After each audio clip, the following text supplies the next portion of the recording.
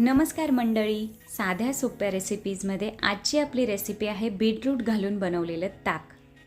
ताक हे ऑलरेडी खूप हेल्दी असतं आणि त्यामध्ये जर तुम्ही बीट ॲड केलं तर ताकाचा रंग, चव आणि त्याचे न्यूट्रियंट्स आणखी वाढतात.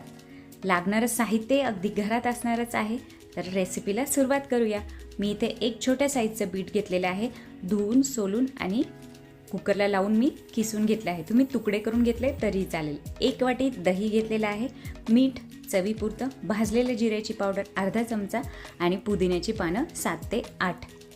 ह्याच्यामध्ये तुम्ही एक छोट्या मिरचीचा तुकडा जरी घातला ना तरीही छान लागतं, पण मला नाही आवडत म्हणून मी नाही घातले.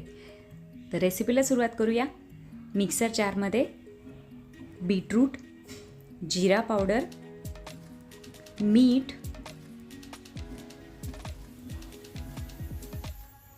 पुदिन्याची पानं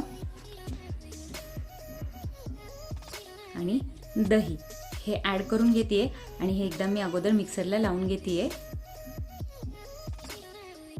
तर हे असं तयार होईल.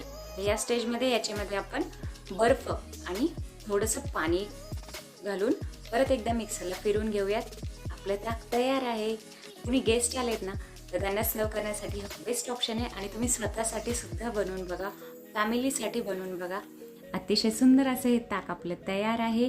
रेसिपी शेवटपर्यंत बघता त्यासाठी तुमचे खूप खूप थँक्यू. असंच प्रेम देत राहा. बाय.